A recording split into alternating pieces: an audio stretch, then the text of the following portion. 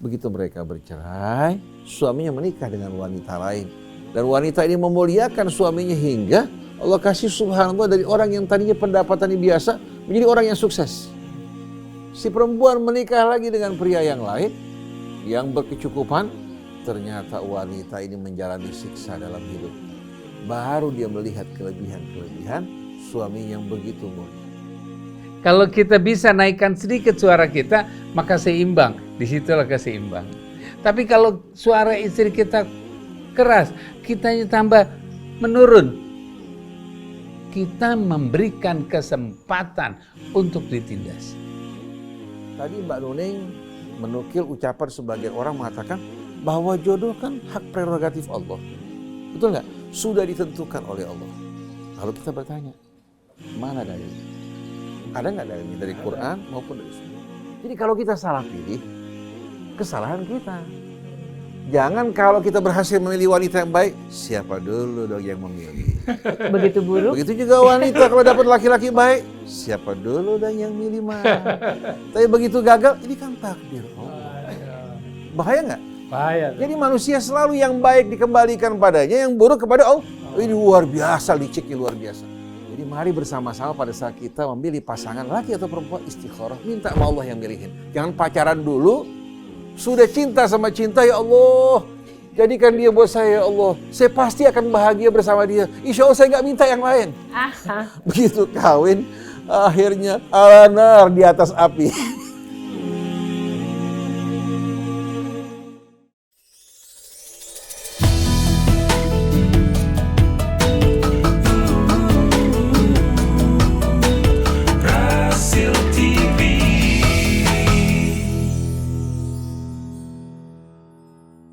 Bismillahirrahmanirrahim. Assalamualaikum warahmatullahi wabarakatuh. Waalaikumsalam warahmatullahi wabarakatuh. Allahumma sholli ala sayyidina Muhammad wa ala sayyidina Muhammad. Alhamdulillah kita berjumpa lagi hari ini di pagi yang begitu cerah, terdengar suara burung. Di sini juga ada teman-teman yang begitu cerah ya, ada Kang Atep, Esar, Hafiz, juga Bang Ibrahim Talib, Masya Allah berkumpul di sini membuat kita menjadi tambah semangat. Kita jumpa lagi dalam acara Psikologi Keluarga bersama Ustaz Husein Alatas, Ustaz Abu Bakar Baraja, dan Mbak Hajah Nur Nuning. Alhamdulillah sudah berada di sini di kediamannya Ustaz Husein Alatas. Kasus yang masuk ke redaksi adalah tentang seorang suami yang bercerai sama istrinya. Cerai tapi malah lega rasanya setelah cerai sama istrinya. Katanya istrinya dulu temperamental, tapi sekarang kasihan anaknya. Anaknya kelihatan seperti orang ketakutan, nggak bahagia. Nah, nanti akan dibacakan oleh Mbak Nuning. Assalamualaikum Ustaz Husein, Ustaz Abu Bakar. Waalaikumsalam Mbak Nuning ya. warahmatullahi wabarakatuh. Kita mulai acara ini dengan membaca Al-Fatihah. A'udzu billahi minasy syaithanir rajim. Bismillahirrahmanirrahim. Alhamdulillahi Rabbil Alamin. Ar-Rahmanir Rahim. Maliki Yaumiddin. Iyyaka na'budu wa iyyaka nasta'in. Ihdinas siratal mustaqim. Siratal ladzina an'amta 'alaihim. Ghairil maghdubi alaihim waladdallin. Alhamdulillah kita sudah baca Al-Fatihah. Mudah-mudahan Allah mudahkan kita dalam menyelesaikan berbagai masalah yang kita hadapi. Dan acara ini juga disiarkan ke Radio Latansa Sukabumi, Radio Sela FM di Batam, Radio Habibullah di Banyuwangi, Radio Almas di Magelang, kemudian juga Radio Rasil Mercy di Piungan, Yogyakarta, kemudian juga Radio Madinah di Pontianak, Radio Rasal di Palembang, dan Radio komunitas di Bondowoso. Baik, untuk kasus lengkapnya seperti apa akan dibacakan oleh Mbak Hajah Nur Nuning. Tafadhol Mbak Nur. Terima kasih Mas Krisna. Assalamualaikum warahmatullahi wabarakatuh. Ustaz Abu Bakar dan Ustaz Husein Alatas yang siap untuk mengisi tabung jiwa kita dengan jawaban-jawaban yang bisa jadi juga jawaban yang kita perlukan ya. Ini dari seorang suami yang pernikahannya belum sampai 5 tahun tapi sudah bercerai. Saya merasa beban saya hilang, merasakan lepas setelah berpisah. Karena sepanjang pernikahan, mantan istri ini temperamental banget Ustadz. Kami sering bertengkar untuk hal-hal yang kecil dan sederhana. Istri ini kalau sudah marah, suaranya lebih kuat dan gak mau kalah. Bahkan sikapnya di luar kendali. Awalnya memang saya selalu meladeni, meskipun kadang-kadang saya lebih memilih diam dan mengalah. Apalagi setelah anak saya lahir, lebih menahan diri untuk tidak membalasnya. Tapi selanjutnya, saat anak saya berusia 2,5 tahun, terpaksa dia jadi korban perceraian kami. Dan sikap anak saya ini Ustadz, kalau dipanggil itu sepertinya nggak tahu dirinya.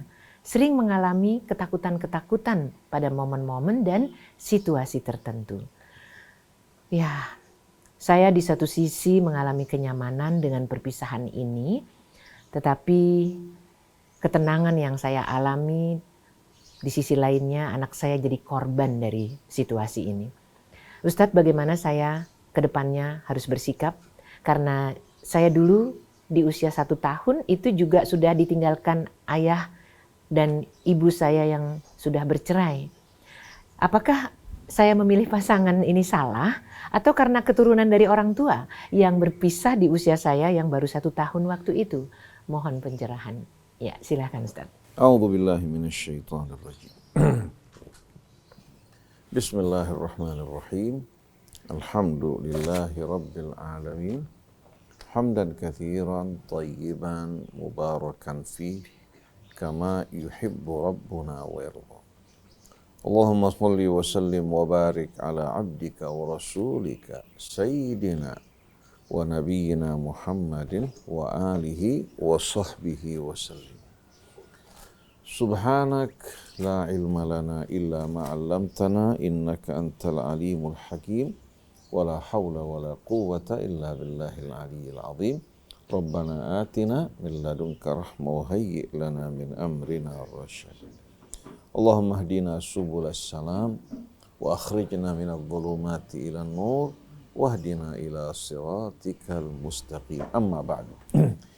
Ikhwan akhwat pendengar pemirsa Radio TV Silaturahim, Ustadz Abu Bakar Baraja, Ibu Hajjah Nur, Ustadz Muhammad Krisna, semua kru yang menemani kita, ada tamu kita juga Bapak Ibrahim Walid, dan semua yang ikut serta berjuang bersama-sama kita dalam perjuangan untuk mengajak manusia kembali kepada Allah Subhanahu wa taala dengan kembali kepada kitabnya, meneladani nabinya Muhammad sallallahu alaihi wasallam. Semoga Allah Subhanahu wa taala senantiasa mendampingi kita semua, mencurahkan rahmatnya, menerangi hidup kita, memperbaiki apa-apa yang masih buruk dari perangai dan perilaku kita. Begitu pula memperbaiki keluarga kita, anak-anak keturunan kita, menjadikan kita hamba-hamba yang saleh yang berserah diri kepada Allah, dan Allah tutup hidup kita dalam keadaan husnul khatimah. Kumpulkan kita bersama nabinya, keluarganya, para sahabatnya, dan para nabi rasul yang diutus sebelum nabi kita Muhammad sallallahu alaihi wasallam. Pertama-tama saya ucapkan salamullahi alaikum jami'an wa rahmatullahi wa barakatuh. Menjawab kasus yang kita dengar pagi hari ini, seorang laki-laki bercerai setelah Belum sampai 5 tahun usia belum pernikahan. sampai 5 tahun. Artinya kalau seandainya dia memiliki anak 2,5 tahun, ditambahkanlah setahun, berarti kurang lebih 3,5 tahun. Berumah tangga, laki-laki tersebut bercerai.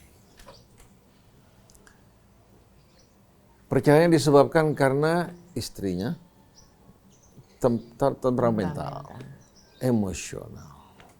Dan si laki-laki merasa begitu bercerai, dia merasa terbebas dari kurungan, dari penjara dan penderitaan. Kondisi seperti ini sebetulnya banyak dialami. Banyak dialami baik oleh pria maupun wanita yang berpasangan. Terkadang seorang wanita hidup berumah tangga merasakan penderitaan yang luar biasa akibat perangai dan perilaku suaminya. Yang egois, yang bersikap kasar, jelekit, ya. Hanya ingin dirinya diperhatikan, dilayani, tapi tidak peduli terhadap perasaan pasangan. Si wanita merasakan derita yang luar biasa. Begitu dia bercerai, dia merasakan dirinya terbebas dari neraka yang selama ini membuat dirinya merana dan menderita. Dan banyak juga pria juga mengalami hal yang sama. Dan sebabnya, seperti yang tadi kita sebutkan, karena apa? Karena kehidupan rumah tangga ini tidak mungkin harmoni kecuali kedua-duanya berusaha untuk apa? Kedua-duanya berusaha untuk menjalankan kewajibannya, memberikan hak bagi pasangannya. Tapi kalau salah satunya pria ataupun wanita tidak menjalankan kewajibannya, tidak memenuhi hak pasangannya, maka yang akan terjadi adalah kerusakan. Oleh karena itu Allah Subhanahu wa taala wanti-wanti kepada kaum pria untuk menjaga betul-betul amanat Allah Subhanahu wa taala pada wanita mereka. Rasulullah juga menyampaikan wasiatnya. Allah berfirman, wa ashiruhunna bil ma'ruf, gauli mereka dengan cara yang ma'ruf, yang menumbuhkan cinta, yang menumbuhkan rasa rahmat di hati pasangannya. Fa in karihtumuhunna, kalau kalian tidak menyukai mereka, fa asa an takrahu syai'an wa yaj'alallahu fihi khairan katsira. Kalau kalian tidak sukai sesuatu yang ada padanya, mungkin terdapat kebaikan-kebaikan yang banyak. Jangan hanya melihat dengan satu mata. Kalau kita lihat hanya dengan satu mata kekurangannya, maka akan tertutup kebaikannya semua. Oleh karena itu, laki-laki diperintahkan untuk menggauli istrinya dengan cara yang baik, memperlakukannya dengan mulia. Kalau dia tidak menyukai sesuatu yang ada padanya, jangan lupakan kebaikan-kebaikannya yang banyak. Begitu juga seorang wanita, hendaknya juga jangan hanya melihat sisi kekurangan suami. Terkadang suaminya kurang di satu sisi, tapi memiliki kelebihan-kelebihan yang banyak di sisi yang lain. Sebagai contoh, seorang laki-laki pendapatannya tidak mencukupi. Pendapatan istri lebih besar, tapi suaminya setia. Bahkan dia menjalankan kewajiban-kewajiban dia di rumah, dia memperhatikan istrinya, memperhatikan anaknya. Tapi karena si wanita bergaul dalam lingkungan yang yang terbiasa Yang terbiasa menyaksikan teman-temannya berpakaian mewah, berkendaraan mewah, dia merasa bahwa suaminya tidak dapat memenuhi apa yang diinginkan. Akhirnya terlihat semuanya buruk. Dia menganggap suaminya ini kere, suaminya kurang begitu kurang begitu pandai untuk untuk mendapatkan apa-apa yang diinginkan istrinya. Akhirnya dia lupakan semua kebaikan suami. Terjadi perceraian. Begitu mereka bercerai, suaminya menikah dengan wanita lain. Dan wanita ini memuliakan suaminya hingga Allah kasih subhanallah dari orang yang tadinya pendapatannya biasa menjadi orang yang sukses. Si perempuan menikah lagi dengan pria yang lain yang berkecukupan, ternyata wanita ini menjalani siksa dalam hidupnya. Baru dia melihat kelebihan-kelebihan suami yang begitu mulia. Tapi semuanya telah terlanjur. Suami sudah menikah dengan wanita yang memuliakan dirinya, menghargainya. Allah kasih dia meraih kemuliaan. Oleh karena itu tidak mungkin pasangan suami istri akan maju kecuali kalau dua-duanya bekerja sama. Mirip dengan kaki kita yang berjalan, satu ke depan, satu di belakang, bergiliran satu dengan lainnya. Tapi begitu ada penindasan, begitu ada perbuatan-perbuatan yang mencederai rasa cinta di hati mereka, maka akan hilang semua kebahagiaan. Akhirnya bukan habis gelap terbit terang, yang terjadi habis terang terbitlah kegelapan. Itu yang mengerikan. Jadi kita lihat bagaimana pesan-pesan Allah dalam Al-Quran. Laki-laki agar memperlakukan istrinya dengan cara yang baik.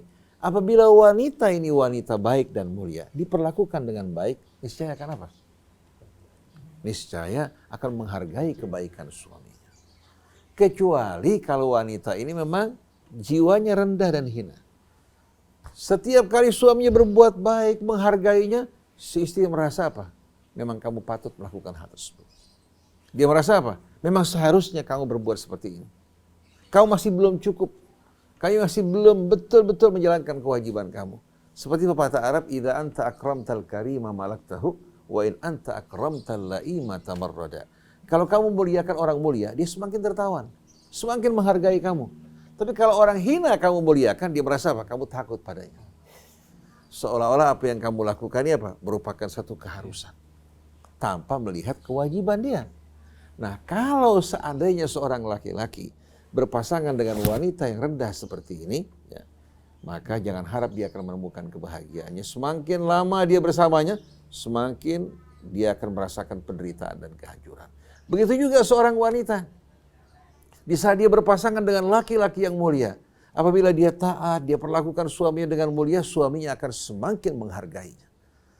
Walaupun banyak wanita-wanita yang menawan di luar, hati tetap akan terpaku pada istrinya. Karena kebaikan memunculkan rasa rahmat di hatinya.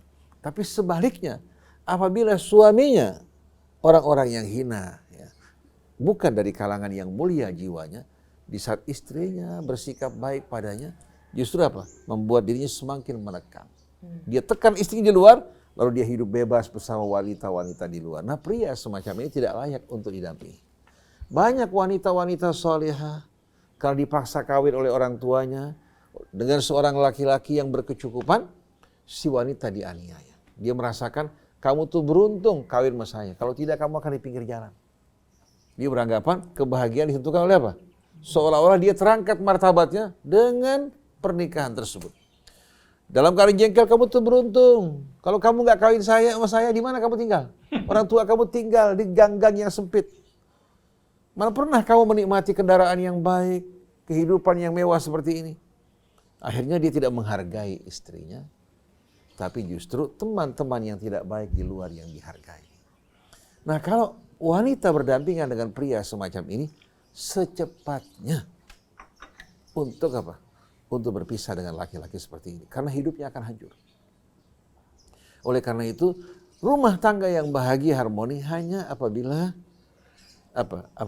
dijalani oleh pasangan laki-laki yang tahu kewajibannya, ya, bukan hanya menuntut haknya, bahkan dia lebih dulu untuk menjalankan dia punya kewajiban. Dan wanita-wanita yang akan dapat menemukan kebahagiaan dan membahagiakan rumah tangganya yang tahu kewajibannya. Oleh karena itu ketika Allah berfirman, nisa'ukum harthul lakum, wanita-wanita kalian ladang-ladang kalian. Bagaimana seorang petani menjaga ladangnya, kemudian membersihkannya dari gulma, setiap hari dia perhatikan ladangnya. Fa'tu harthakum anna syi'tum. Gawilah, lakukanlah terhadap ladang-ladang kalian sebagaimana yang kalian suka. Kemudian waqaddimu li anfusikum. Jangan kita menunggu kebaikan dari pihak yang lain. Kalau petani menunggu, dia tidak akan mendapatkan apa-apa. Petani sebelum mendapatkan hasil, dia pertama membersihkan lahannya, membajak, kemudian memupuk, menyiram. Setelah itu benih yang telah disemai ditanam. Dia jaga sampai dia menghasilkan panen yang diinginkan. Oleh karena itu Allah bilang waqaddimu li anfusikum. Jangan masing-masing menunggu. Masing-masing hendaknya apa? Berusaha melakukan hal-hal ya yang apa? Yang membuka hati pasangan masing-masing. Hal yang menumbuhkan cinta di hati mereka sampai dalam pergaulan pun jangan mereka bergaul mirip dengan seekor ayam. Tapi waqaddimu li anfusikum wattaqullah, bertakwalah kalian kepada Allah. Artinya dalam kehidupan rumah tangga bukan semata-mata hanya hubungan pria wanita atau sebuah transaksi masing-masing apa? Menyalurkan kebutuhannya, bukan. Tapi ini amanat, tanggung jawab, maka bertakwalah kepada Allah.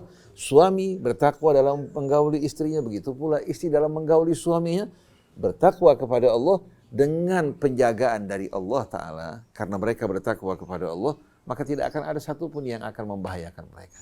Dengan penjagaan dari Allah, karena mereka menjaga Allah, hidup mereka akan selalu di bawah naungan rahmat dan keberkahan dari sisi Allah Subhanahu wa Ta'ala. Wa'lamu annakum mulaquhu wa basyiril mu'minin. Ketahuilah bahwa kalian akan menjumpai Allah dan sampaikan kabar gembira ini kepada orang yang beriman. Jadi dengan hanya menjaga Allah, baru Allah akan menjaga kita. Seperti firman Allah dalam surat An-Nisa, Ar-rijalu qawwamuna 'alan nisa. Kaum pria qawwamun. Qawwam ini kata yang betul indah. Diambil dari kata qa'im. Qa'imun ala ahli merawat, mengasuh, memelihara keluarganya. Bukan menindas. Tapi apa? Kaum pria Allah jadikan sebagai pengayom, pemimpin yang mengayomi, merawat, dan mengasuh wanita mereka. Baik itu istrinya maupun baik itu istrinya maupun anak-anak perempuannya. Begitu juga ibunya atau saudara terhadap saudarinya. Oleh karena itu kenapa warisan wanita separuh dari warisan laki-laki? Karena Allah amanatkan pada saudara untuk menjaga saudari perempuannya. Bima faddalallahu ba'dahum ala ba'din. Karena Allah berikan keutamaan bagi masing-masing pria dengan keutamaan, wanita juga dengan yang bisa dilakukan wanita tidak mungkin laki-laki bisa melakukan. Yang bisa dilakukan pria juga wanita tidak dapat melakukannya. Masing-masing diberikan fitrah potensi yang berbeda agar mereka bekerja sama. Setelah itu Allah katakan apa? Fassalihat, wanita-wanita yang salih, hafizat lil ghaib. Dia bukan hanya menjaga dirinya depan suaminya, tapi di saat suaminya pergi pun dia menjaga dirinya, kehormatannya. Begitu juga rumah suaminya. Menjaga juga hartanya. Hafizatun lil ghaibi. Fassalihatu qanitat, taat kepada Allah, taat pada suaminya. Hafizatun lil ghaib. Menjaga apa-apa yang mesti dijaga pada saat suaminya tidak bersamanya. Bima hafizallah. Karena mereka menjaga Allah, Allah juga jaga mereka. Dengan penjagaan, pemeliharaan dari Allah subhanahu wa ta'ala. Jadi berkaitan dengan kasus yang kita hadapi hari ini, kalau betul apa yang dikatakan laki-laki tadi, bahwa dia menderita bersama istrinya, yang tidak sama sekali menempatkan dirinya, temperamental, menimbulkan keresahan, kegelisahan, keributan, lalu berpisah dia merasakan kebahagiaan, berarti wanita ini bukan pasangan yang cocok buat dirinya. Mungkin wanita ini membutuhkan laki-laki yang keras, yang tegas, yang temperamental hingga min kali min apa? Plus. Karena kadang-kadang kalau wanita seperti ini berhadapan dengan laki-laki yang baik, akan disepelekan, diremehkan. Begitu juga aneh laki-laki. Dapat wanita baik-baik yang lemah lembut, dianiaya, berpisah, menikah dengan seorang wanita yang temperamental, berubah hidupnya harmoni. Kenapa? Si laki rupanya mendambakan wanita seperti ini. Si wanita juga apa? Mendambakan pria seperti ini. Seperti pepatah Arab, at-tuyuru ala ashkaliha, burung-burung ini selalu nemplok bermain bersama temannya. Betul enggak? Jadi yang baik biar sama yang baik, yang lemah lembut biar sama yang lemah lembut, biar yang keras ketemu yang keras. Nah, berkaitan dengan anak bapak, memang pasti menjadi korban. Tapi masalahnya bukan karena sebab perceraian genetik. Kalau seandainya orang tua bapak bercerai dengan ibu pada saat bapak berusia 1 tahun, bukan berarti ini terjadi karena apa? Karena faktor apa? Faktor genetika, bukan. Tidak ada sama sekali hal seperti ini. Sama sekali tidak benar. Tapi terjadi karena bapak salah pilih. Kalau betul wanita ini seperti yang bapak katakan, berarti karena bapak salah pilih. Waktu menikah tidak melihat bagaimana perangai wanita ini. Seharusnya bukan hanya melihat penampilannya, bukan hanya melihat keindahannya. Terkadang laki-laki berpacaran, tertutup matanya dari berbagai macam perangai. Dia mengatakan setelah berumah tangga nanti cinta akan mengubah segala-galanya. Dia tidak tahu bahwasannya sesuatu yang mengakar itu susah untuk apa? Untuk bisa dihilangkan. Oleh karena itu, saya rasa Anda salah pilih wanita. Mestinya Anda mengetahui betul-betul bagaimana perangai dan pribadinya. Bukan hanya melihat fisiknya, keindahannya, atau pendidikannya. Sering orang beranggapan pendidikan yang sama-sama baik ya, akan menghasilkan apa? Akan menghasilkan betul-betul keharmonian dan rumah tangga yang betul-betul bakal menjamin masa depan mereka.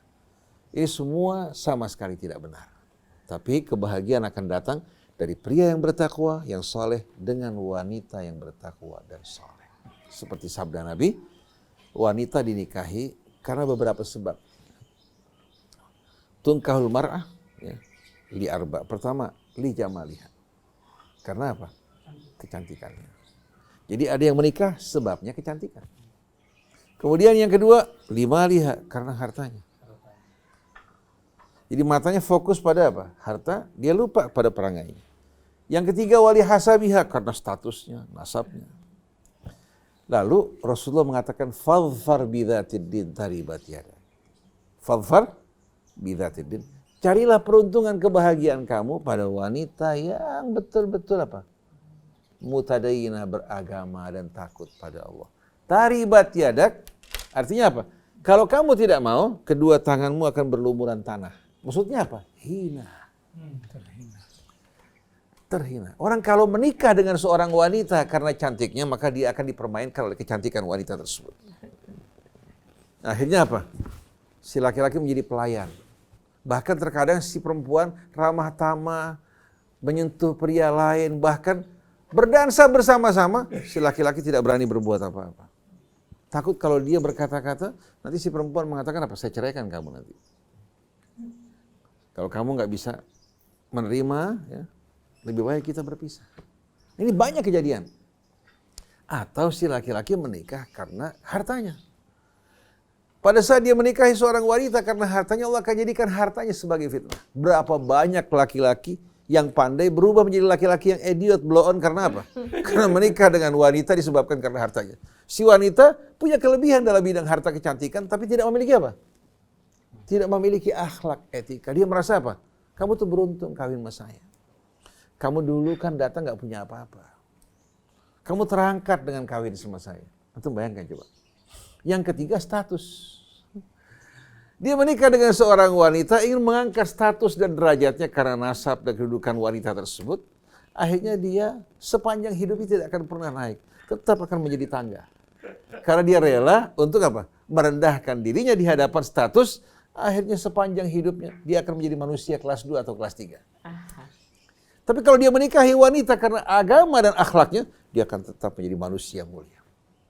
Lebih baik hidupnya dalam sebuah gubuk dengan status manusia merdeka, menikmati apa yang kita suka, mengatakan apa yang, daripada kita hidup dalam istana yang megah tapi tidak punya kebebasan. Gak bisa mengatakan apa yang kita suka, tapi kita harus mengatakan apa yang orang lain suka. Apa artinya kehidupan seperti ini? Maka fadhfar bidzatid din, cari peruntungan kamu pada wanita yang beragama. Begitu juga wanita, cari pria yang beragama yang takut pada Allah.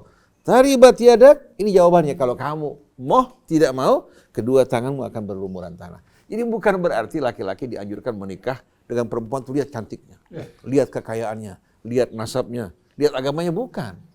Allah tekankan, Rasulullah tekankan pada yang beragama. Kalau wanita akhlaknya mulia, insya Allah suami tidak akan pernah bosan. Tidak akan pernah jemu. Dia memandang dari belakang, dari depan, dari samping, sendiri atau di tengah keramaian, dia akan merasakan istrinya merupakan apa? Wanita yang terindah. Masya Allah. Tapi kalau menikahi wanita karena kecantikannya, pada saat pertama memang luar biasa menarik. Tapi lama-lama akan menimbulkan rasa jemu, rasa jijik. Dia melihat beruntung sekali si fulan dapat istri yang baik, yang soleh. Sedangkan saya dapat boneka plastik. Yang tidak punya perasaan, tidak punya sama sekali rasa rahmat. Apa artinya? Walaupun boneka plastik yang indah, apa artinya?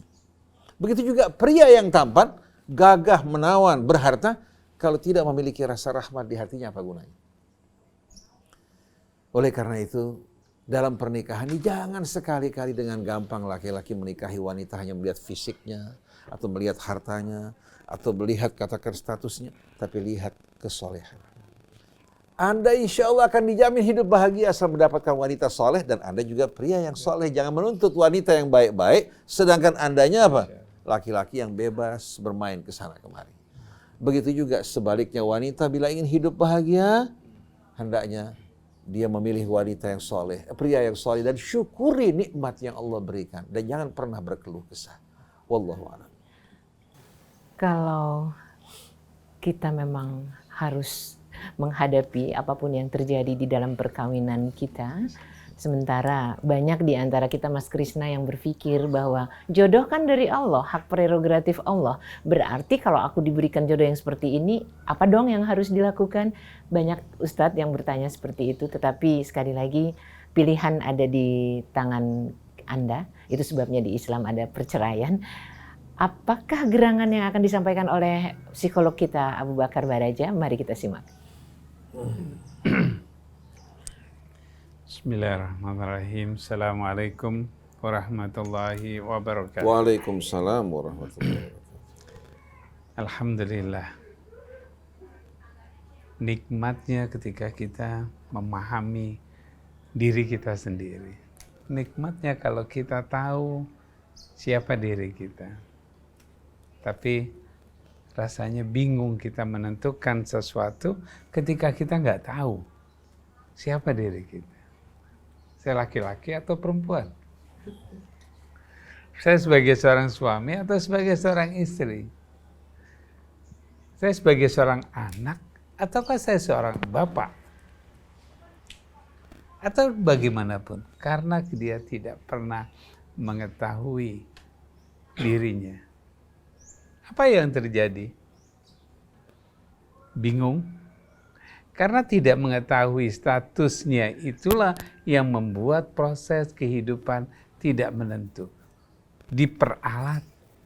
Ketika kita nggak tahu apa-apa, kita akan diperalat, dimanfaatkan oleh orang-orang yang dia sendiri juga nggak tahu. Kalau ada orang yang suka memperalat, karena dia tidak memahami untuk apa dia memperlakukan pada orang tersebut.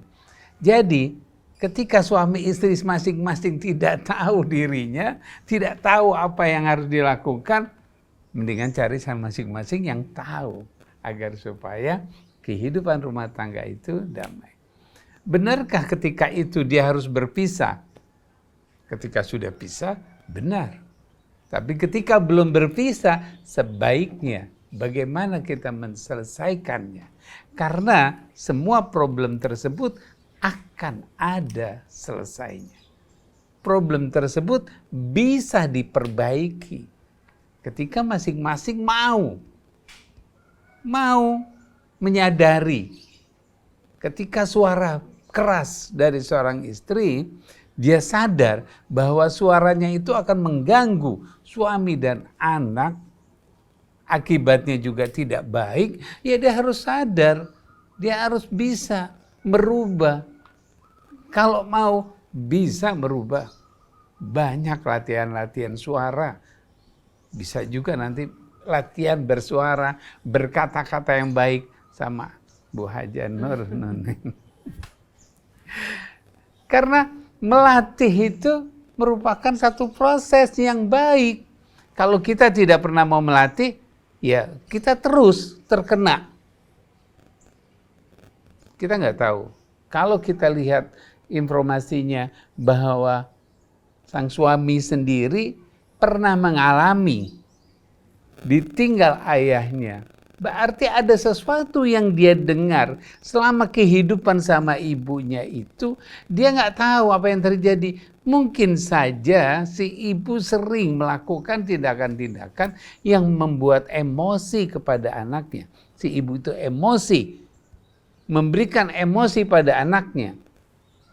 Maka dia sudah besar, kebiasaan menerima emosi, rasanya yang tidak nyaman. Kalau punya istri, diam-diam saja. Bagaimana dia sulut istrinya biar supaya emosi. Ini satu proses. Jadi, siapa yang bermasalah, apakah suaminya atau istrinya? Tentu dua-duanya. Ketika mau disulut, karena si istri juga punya temperamen ataupun panas di dalam dirinya. Tinggal dikomporin sedikit, meledak dan terjadilah sesuatu. Itulah suatu peristiwa. Maka oleh karena itu kita lihat apa yang ada pada diri kita. Kita sebagai seorang suami, jadi menjadi seorang suami. Jangan menjadi seorang istri. Kita sebagai seorang istri, jadi seorang istri. Masing-masing sudah ada tempatnya. Ketika kita meletakkan pada tempatnya, pasti keindahan itu ada.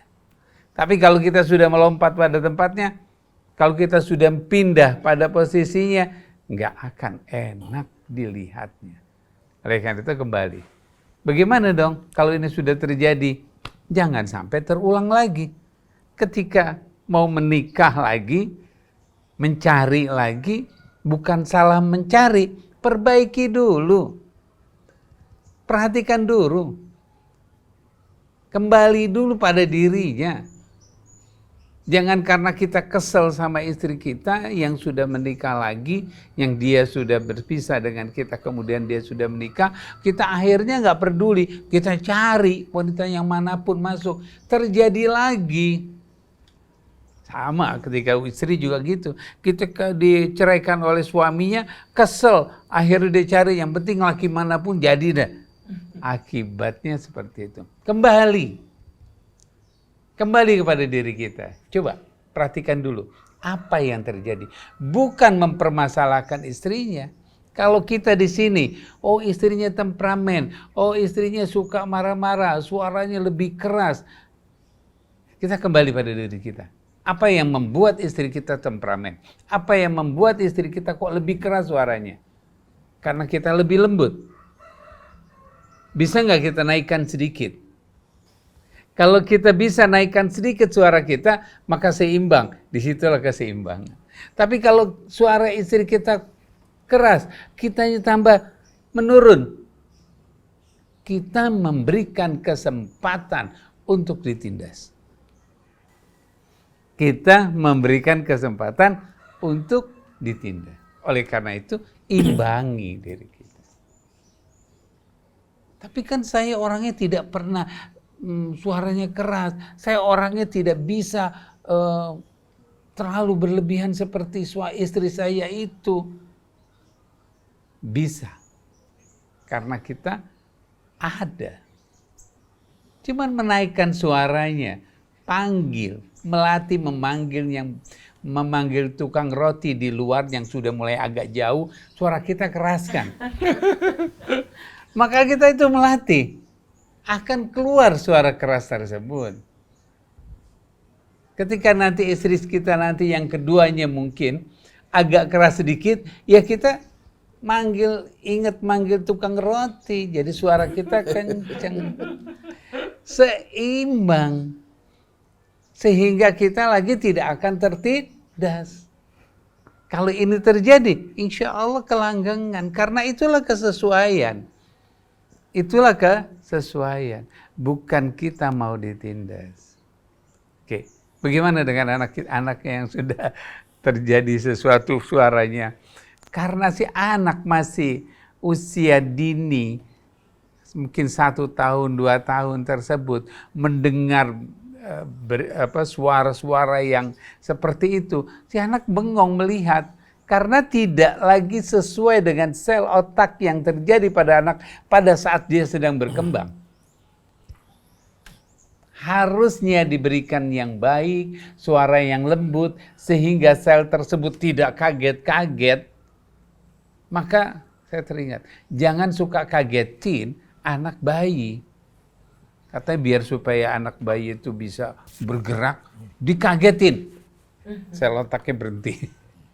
Jangan dikagetkan, dilembutkan agar supaya sel-sel otak tersebut bisa berkembang dengan baik. Bagaimana dia sudah terjadi seperti itu? Mulai kembali. Kita harus kata-kata kembali. Taubat ya. Kembali, bertaubat. Kembali kemana? Ke sesuatu kepada fitrahnya. Sesuatu, bayi itu lembut, mari kita lembutkan. Ketika dia dipanggil nggak dengar, jangan kita menjerit. Kalau kita menjerit, itu yang membuat tertekanan dia lagi, bertambah tertekan. Datengin, jangan jauh-jauh, mulai berjarak dekat memanggilnya. Sampai dia sudah mengerti, sudah mulai bergerak kembali, agak jauhan dikit. Itu adalah merupakan satu proses latihan. Insya Allah, anaknya itu akan bergerak kembali.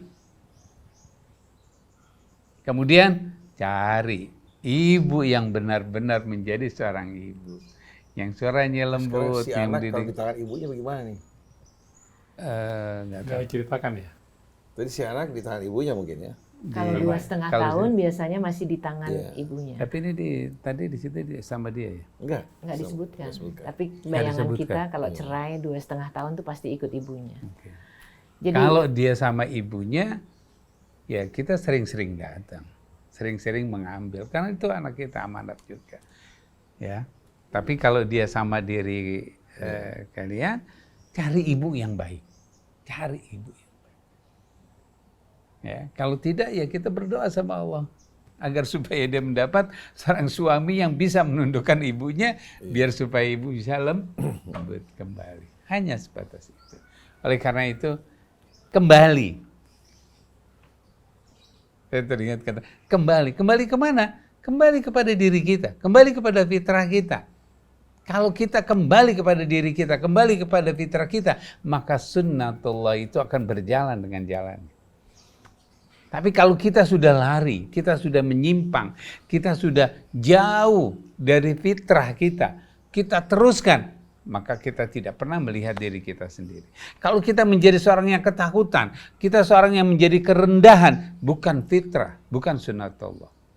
Karena Allah tidak menciptakan manusia untuk rendah. Manusia diberikan penghargaan untuk dirinya, sehingga dia tidak pernah bisa direndahkan. Jadi ketika ada orang yang merendahkan, karena orang tersebut rendah, ingin mencari orang untuk bersama dengan rendahnya dia. Bukan orang yang hebat, yang merendahkan orang tersebut, orang yang terhormat. Tidak. Orang-orang yang senang merendahkan orang lain karena dirinya rendah. Oleh karena itu, jaga diri kita. Kembali kepada fitrah kita. Kembali kepada sunnatullah kita. Insya Allah semuanya akan berjalan dengan jalan yang diridhoi sama Allah.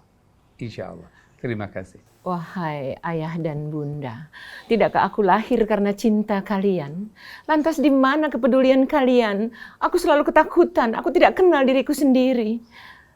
Apakah tidak ada kepedulian kalian untuk lebih mendahulukan aku, buah cinta kalian, dibanding dengan urusan kalian sendiri? Bayangin Ustadz, ini teriakan si anak dalam hati pasti. Terus orang tua yang punya masalah itu, apa yang harus dilakukan sebagai ajaran dalam Islam, tanggung jawab terhadap anak?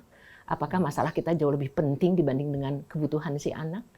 Mohon pencerahan. Allah Subhanahu wa taala membahas ya, hak anak baik pada saat pasangan suami istri masih bersatu atau mereka berpisah. Pada saat mereka hidup bersama, Allah ingatkan agar orang tua betul-betul menjaga diri mereka, keluarga mereka, anak-anak mereka dari azab api neraka. Artinya mereka bersama-sama mendidik anak, bukan menjadikan anak sebagai apa? Sebagai alat, ya, atau untuk menyalurkan obsesi baik itu ayah maupun ibu. Sering kita jumpai orang-orang tua ini justru menjadikan anak sebagai alat. Kalau dulu umpamanya katakan mereka tidak berhasil, dia ingin anaknya berhasil. Maka dia tekankan ke arah tersebut. Tapi dengan melupakan anak ini kepada siapa? Kepada Allah dan perannya sebagai khalifah di muka bumi.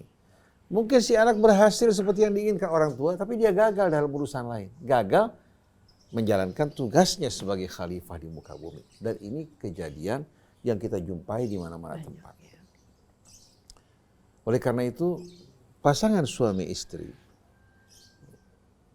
mereka bukan hanya terikat di hadapan otoritas yang mencatat mereka sebagai suami istri, tapi mereka terikat di hadapan Allah. Suami wajib menjalankan tugasnya sebagai suami, sebagai ayah, istri juga sebagai istri maupun ibu. Mereka diperintahkan untuk bertakwa kepada Allah, menjalankan tugas masing-masing dan mendidik anak mereka dalam keridhaan Allah. Kalau tidak, ini akan memikul dan menanggung konsekuensi yang berat di hari kemudian nanti.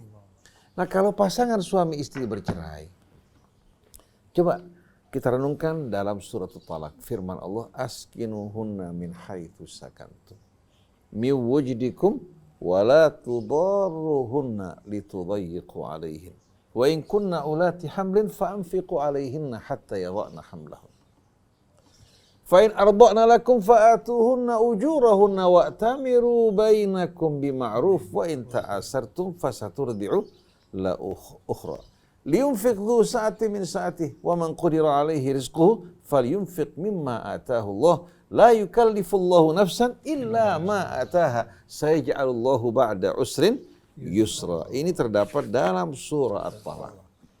Saya bacakan ayatnya supaya biar masing-masing bisa merujuk kepada kepada ayatnya, nasnya langsung dari Allah Subhanahu wa taala.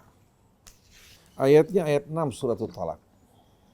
Ketika suami istri bercerai, untuk apa? Untuk betul-betul memberikan kesempatan bagi keduanya. Mungkin mereka akan kembali, akan rujuk, agar tidak dipengaruhi oleh pengaruh dari luar. Mereka diperintahkan untuk berdiam bersama-sama sampai waktu iddahnya berakhir, kurang lebih 3 bulan.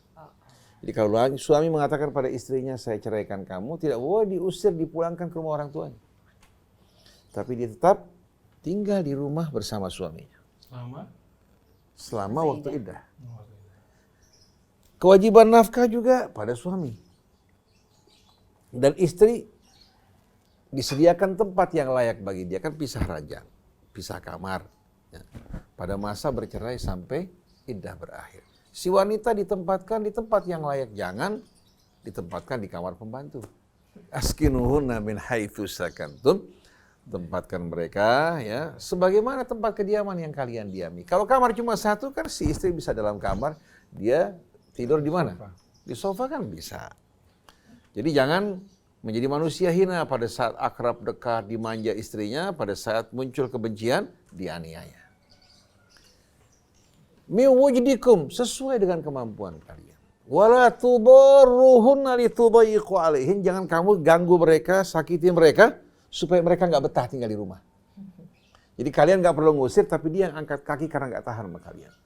Si perempuan tidak boleh keluar, si laki-laki tidak boleh mengusir. Karena apa? Karena pada masa itu masa transisi. Si laki kalau ingin rujuk tidak perlu harus nikah lagi. Kalau dia ingin rujuk, cukup dia tarik istrinya lagi, dia minta maaf, kembali berumah tangga. Coba lihat karunia Allah. Tapi kalau si perempuan pulang ke rumah orang tua, nanti ada pengaruh orang tua, ada pengaruh pria yang iseng mengatakan kamu tidak perlu takut. Kalau kamu pisah, saya siap menjadi pengganti suami. Nah, ini banyak kejadian seperti itu. Atau si laki-laki pulangkan istrinya ke rumah, mulai ada omongan dari sekian banyak orang, sampai kepada laki-laki. Orang yang iseng mengatakan kamu gak tahu, kamu kesian dibicarakan yang tidak-tidak oleh keluarganya. Dikatakan kamu pria begini, akhirnya si laki-laki panas, enggan untuk rujuk bersama istrinya. Tapi kalau mereka tinggal dalam satu rumah, kalau keluarga datang berusaha untuk mendamaikan mereka. Jadi jangan kalian sakiti mereka supaya mereka nggak betah. Ya. Kemudian apa? Wa in kunna ulati hamlin fa'anfiqu alaihinna hatta yada'na hamlahun. Kalau mereka dalam keadaan hamil, berarti iddahnya sampai melahirkan. Kalau hamil sebulan, 8 bulan iddahnya tinggal di rumah. Berikan nafkah buat mereka sampai mereka melahirkan anak. Nah, begitu melahirkan anak, berarti pisah kan? Nggak rujuk. Fa'in arda'na lakum fa'atuhunna ujurahunna bil ma'ruf. Kalau seandainya wanita ini berpisah, kemudian dia menjadi ibu susu buat anaknya, kamu harus berikan upah. Bukan nafkah, upah. Beda antara gaji sama nafkah. Kalau pada masa iddah nafkah, tapi kalau pada masa ya di luar pernikahan, si istri menyusui anaknya, suami harus berikan gaji buat si istri. Wa in ta'asartum fasaturdi'u lahu ukhra. Kalau si perempuan ternyata minta harga tinggi, si laki-laki berat, atau si laki-laki pelit, si perempuan tidak diberikan biaya sewajarnya. Lalu si perempuan mengatakan saya nggak menyusui anak saya umpamanya, maka biarkan wanita lain yang menyusui anak ini. Jangan sampai anak jadi korban. Fasaturdi'u lahu ukhra. Biarkan anak ini disusui oleh wanita lain. Wa in ta'asartum fasaturdi'u lahu ukhra. Jangan sampai anak jadi korban karena kalian berselisih, anak jadi mainan. Kemudian wa'tamiru bainakum bima'ruf. Hendaknya kalian musyawarah di antara kalian dengan cara yang baik untuk menjaga anak kalian. Jangan kalian sudah porak-poranda, anak juga kalian mau hancurkan. Ada perempuan jadikan anaknya sebagai sapi perahan karena bapaknya orang mampu. Ada lagi suami bilang apa? Pulangin yang pernah saya berikan pada kamu, saya lepaskan anaknya. Jadi kezaliman bukan hanya datang dari laki-laki, bukan datang dari perempuan, kemungkinan terjadi dari dua-duanya yang menjadi korban anak. Lihat Quran bagaimana coba. Wa'tamiru bainakum bima'ruf. Setelah itu apa? Liyunfik du sa'atin min sa'ati.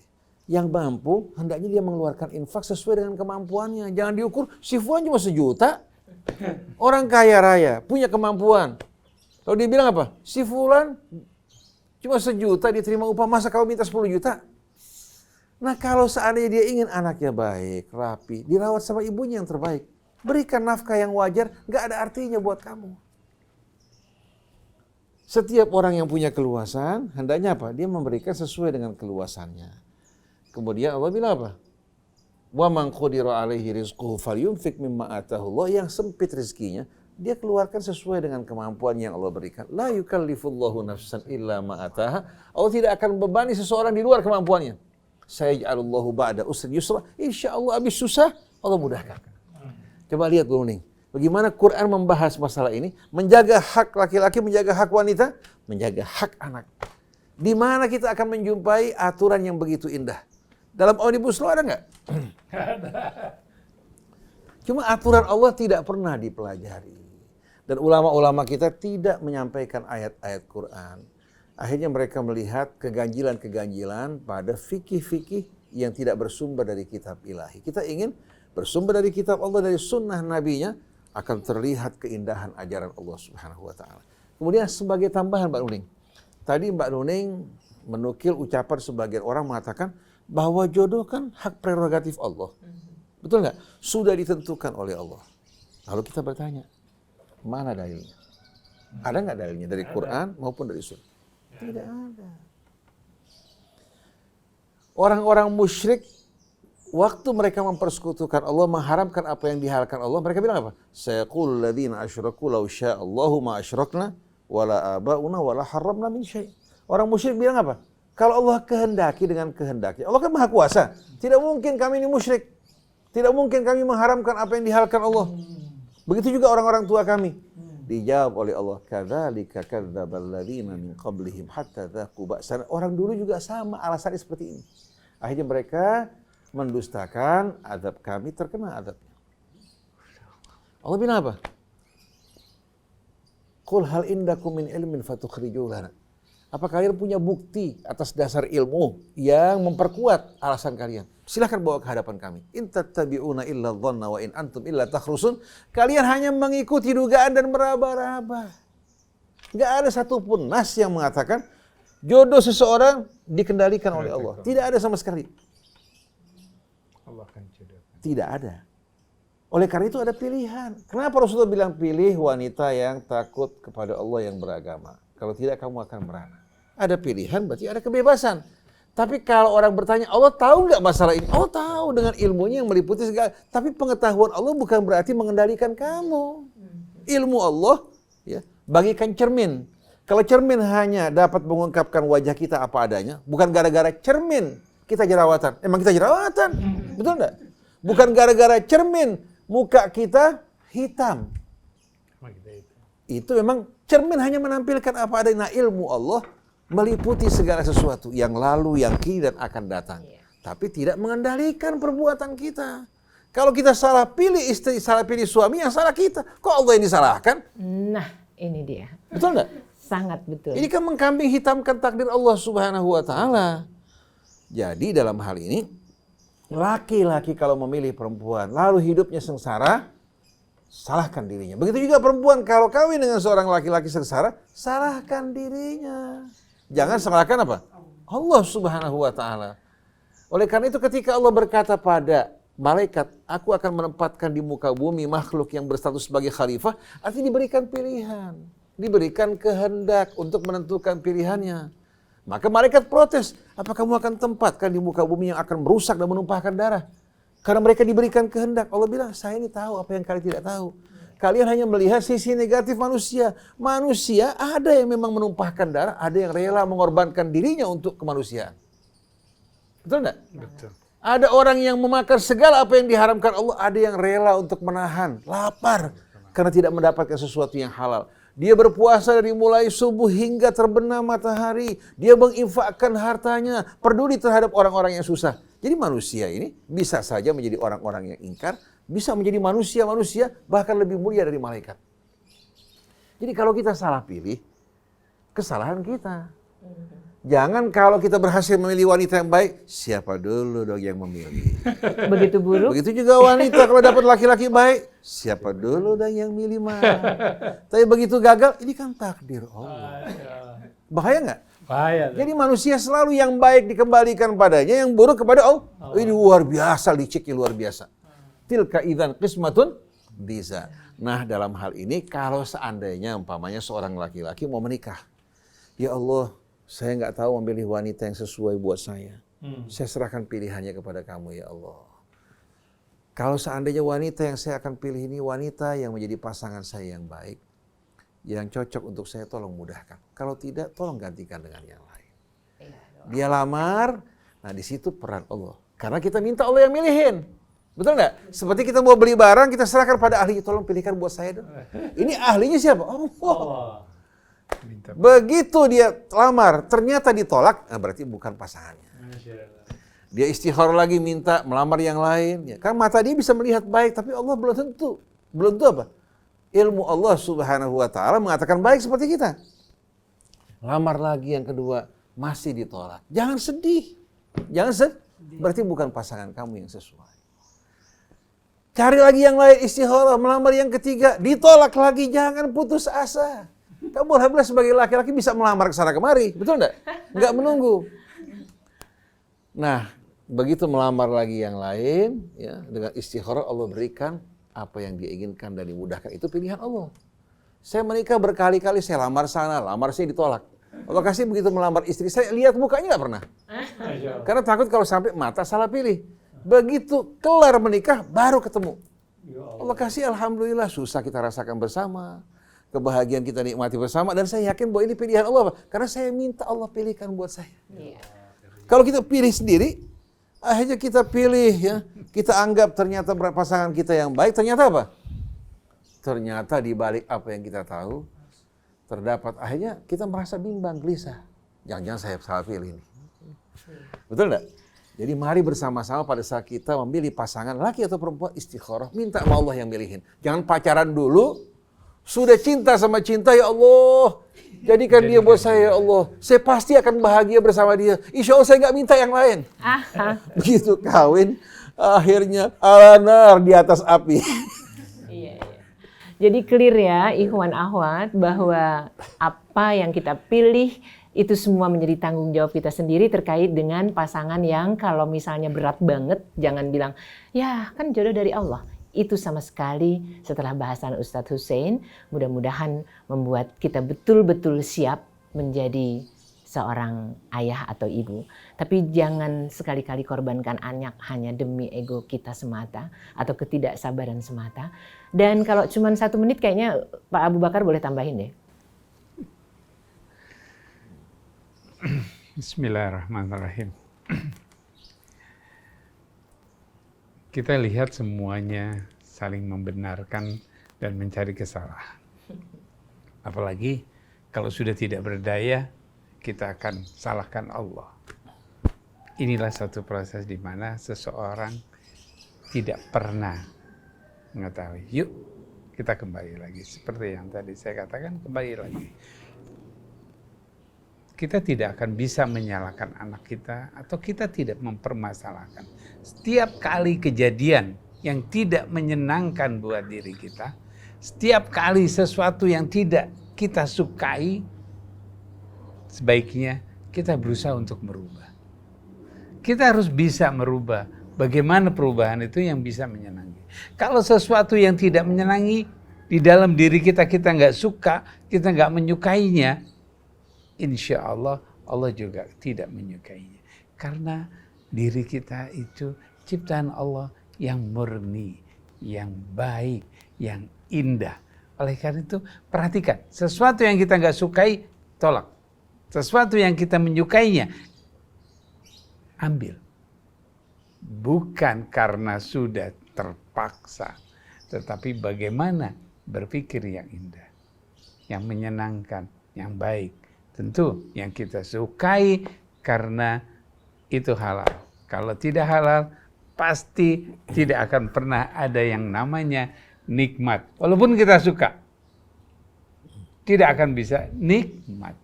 Walaupun kita suka. Semua yang haram bisa saja kita menyukainya, tapi tidak pernah bisa menikmati. Oleh karena itu lihat, ketika kita menyukainya, nikmat, saat itulah yang kebenaran buat kita. Insya Allah kita akan bahagia. Terima kasih. Terima kasih Ustadz Hussein, Pak Abu Bakar. Yang jelas ikhwan akhwat, jangan pernah buat buah hati kita menjadi terlantar, terabaikan, dan menjadi sosok atau pribadi yang kelak justru akan menjadi anak-anak yang sangat memprihatinkan kita. Sekali lagi, anak-anak buah hati kita adalah amanah. Dan kita bertanggung jawab sepenuhnya atas bagaimana mereka. Meskipun sekali lagi, kita tidak lupa untuk berdoa.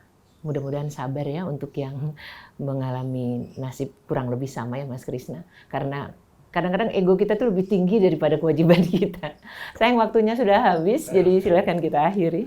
Ya, yang dapat kita petik dari obrolan kita hari ini adalah untuk Anda yang masih bujangan yang mau nikah. Kalau Anda dalam posisi memilih, pilih kan dikawinin perempuan itu dengan 4 hal ya, karena kecantikannya, karena kekayaannya, keturunannya, karena kesolehannya. Kita pilihlah yang karena kesolehannya. Dan jangan lupa istiqoroh. Terima kasih Ustaz Hussein, Ustaz Abu Bakar Baraja. Saya Muhammad Krisna. Juga di sini ada Bapak Ibrahim Talib, Esar, Hafiz, kemudian juga Atep, dan di studio ada Fahri, ada Anis dan juga Yusuf Subangkit. Mohon pamit. Wabillahi taufiq wal hidayah. Wassalamualaikum warahmatullahi wabarakatuh. Waalaikumsalam warahmatullahi wabarakatuh.